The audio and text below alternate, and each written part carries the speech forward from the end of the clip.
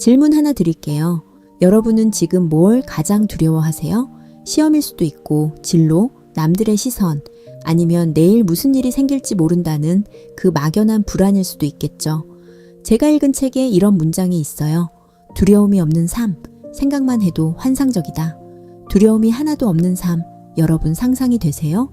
그런데 이 문장을 쓴 사람은요, 전쟁과 비난과 죽음의 공포를 다 통과하고 나서 이렇게 적었어요. 그리고 두려움을 이겨내는 건 축복이자 구원이라고 했죠. 오늘 이 영상에서는 이 사람이 두려움과 고통을 어떻게 통과했는지 책 곳곳에 남긴 문장들을 같이 따라가 볼 거예요. 끝까지 보시면 어떻게 하면 안 힘들까? 라는 질문이 어느새 이 힘듦을 어떻게 살아낼까로 바뀌어 있을 거예요. 그 사람은 노벨 문학상을 받은 작가 헤르만 헤세입니다. 먼저 헤세가 어떤 사람이었는지 짧게 보고 갈게요. 헤르만 헤세는 1877년 독일 남부 칼프에서 태어나 1962년 스위스에서 세상을 떠납니다. 집안이 아주 독실한 개신교 선교사 집안이었어요. 할아버지도 부모님도 선교사였으니 당연히 헤세가 목사가 되길 바랬죠. 그래서 신학교에 보냅니다. 그런데 헤세는 거기서 뛰쳐나와요. 이때 남긴 유명한 말이 있죠. 나는 시인이 되거나 아니면 아무것도 되지 않겠다.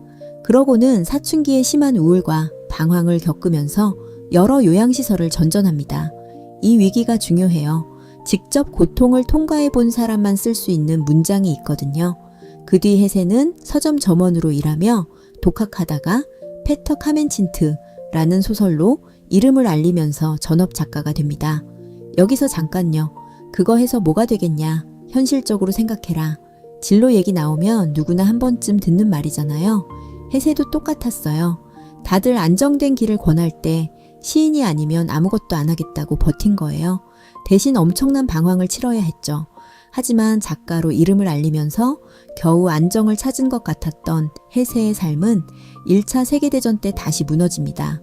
전쟁이 터지자 독일 전체가 애국심과 전쟁 열기로 들끓었어요. 작가나 지식인들까지 전쟁을 찬양했죠. 그런데 헤세는 이건 아니다. 증오를 멈추자는 글을 발표합니다. 그 결과 독일 언론과 대중에게 매국노라는 비난을 받아요.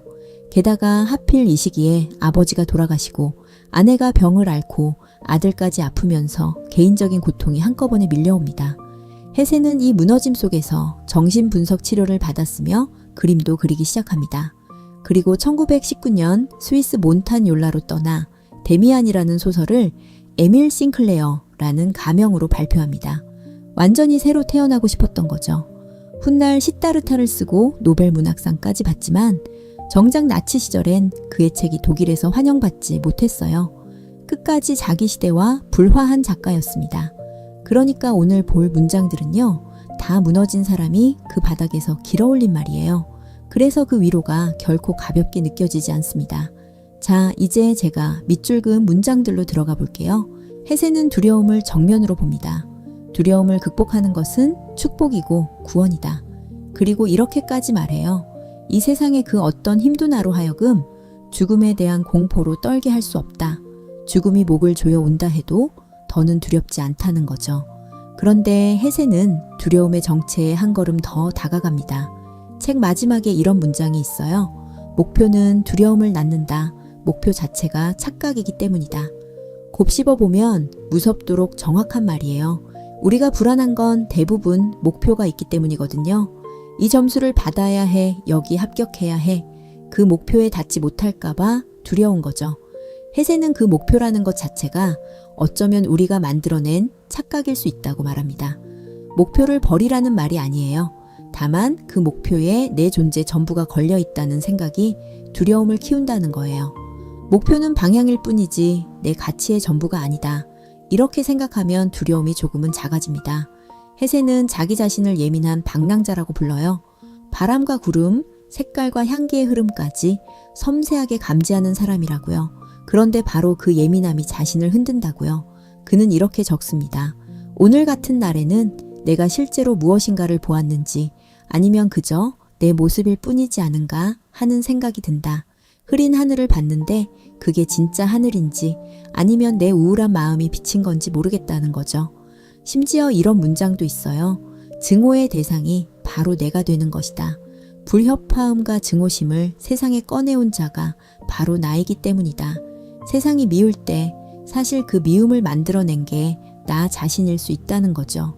SNS 보면서 다들 행복한데 나만 별로네 싶을 때 있잖아요. 혜세는 이렇게 물어요. 그게 진짜 세상의 모습일까? 아니면 지금 내 마음 상태가 비친 걸까? 내가 보는 세상은 늘 내 마음을 한번 통과해서 온다는 거죠. 무슨 뜻일까요? 우리는 떠오르는 생각을 곧바로 판단해버리잖아요. 이건 말도 안 돼, 이건 쓸데없어 하면서 문 앞에서 잘라버리죠. 혜세는 그러지 말라고 해요. 하나의 생각은 아주 극단적이거나 모험적일 수 있지만 그 다음에 떠오르는 생각을 통해 중요한 것이 될 수 있다고요. 그래서 단번에 거부했던 것들을 다시 진지하게 받아들이고 살펴보고 탐색하라고 권합니다. 왜냐하면 우리 마음에는 보이지 않는 거대한 부분이 있거든요. 혜세는 이렇게 표현해요. 정신은 수면 밑에 펼쳐진 무한하게 넓은 부분을 보지 못한다. 빙산처럼 의식은 일부일 뿐이고 그 아래 거대한 무의식이 잠겨 있다는 거죠. 대부분의 사람은 끝없이 많은 생각을 품지만 그것들은 표면 위로 올라오지 못한 채 밑에서 고통스럽게 썩어간다는 거죠. 다만 혜세는 반대쪽도 경계해요. 끝없이 자기 감정만 토해내면 오히려 편협한 자아와 점점 더 깊은 유대를 맺으면서 자기 문제와 콤플렉스에 더 깊이 끌려 들어간다고요. 결국 예상과 정반대 결과가 나온다는 거죠. 정리하면 이래요.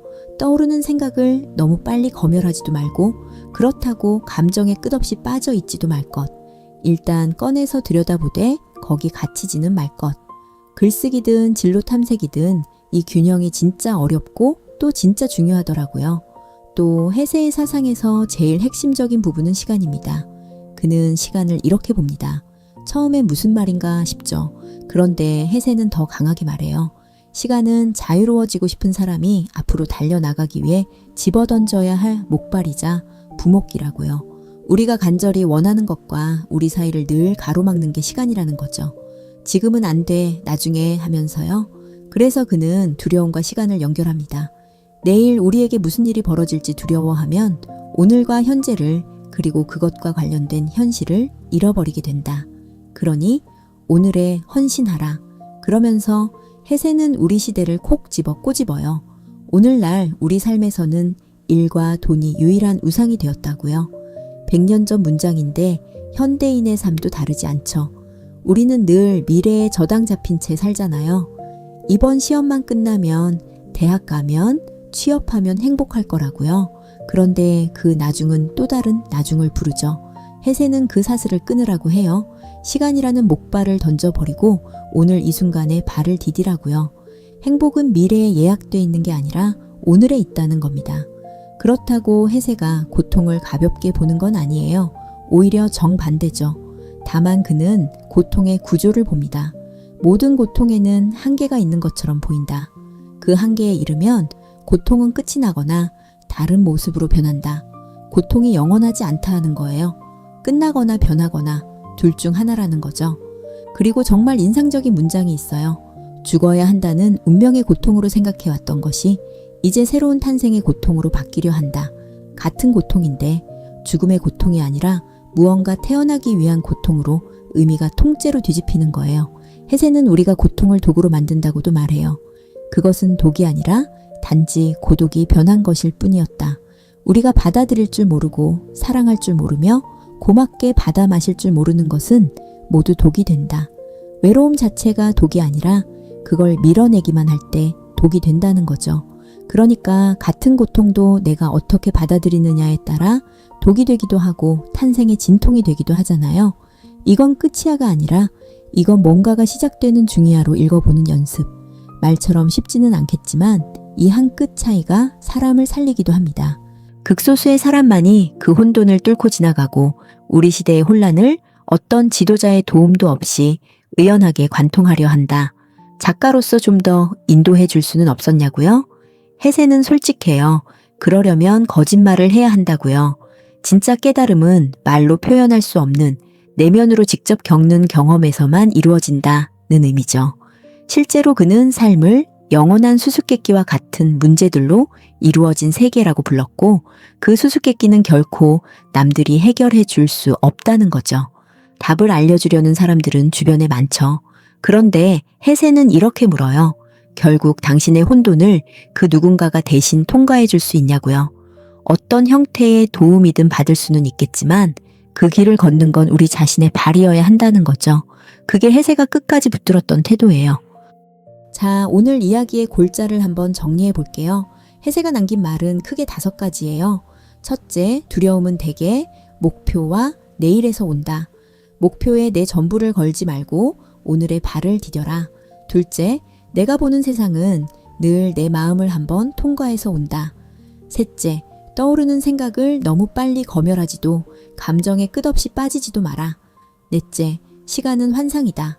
행복은 나중이 아니라 오늘에 있다. 그리고 다섯째, 모든 고통에는 한계가 있고 죽음의 고통은 탄생의 고통으로 바뀔 수 있다. 그래서 이 책 제목이 삶을 견디는 기쁨인가 봐요. 해세는 고통을 없애라고 하지 않아요. 견딤 그 자체가 기쁨이 들어설 자리를 만든다고 말하죠. 그가 책 끝에 남긴 문장이 그걸 가장 잘 보여줍니다. 영원히 황홀하고 성스러운 심호흡이 있을 뿐이다. 형상을 만들고 다시 풀며 탄생과 죽음, 떠남과 되돌아옴이 쉴 새 없이 이어진다. 삶은 한 번 풀면 끝나는 문제가 아니라 들이쉬고 내쉬는 호흡처럼 계속 이어지는 거라는 거예요. 좋을 때가 있으면 힘들 때가 오고 또 지나가고 그 리듬 전체가 삶이라는 거죠. 영상 처음에 제가 물었죠. 지금 무엇을 두려워하느냐고. 해세라면 아마 이렇게 답할 것 같아요. 그 두려움을 없애려 애쓰지 말고 그냥 오늘을 한번 깊게 들이쉬어 보라고. 견디는 그 자리에 기쁨은 이미 와 있다고요. 기회가 되신다면 여러분도 한번 해세의 세계를 들여다보세요. 오늘 제가 소개해드린 문장이 아니더라도 분명 마음에 크게 와닿는 문장을 만나게 되실 거예요. 그런 문장들이요. 이따금 우리 삶에 지난하고 지리멸렬한 일들을 눈 녹듯 녹여주는 햇살이 되기도 하더라고요. 여러분의 마음에도 그런 포근한 햇살이 깃들기를 바랍니다. 이상으로 헤르만 헤세의 이야기를 마치겠습니다. 지금까지 톡북이었습니다. 그럼 다음에 또 만나요.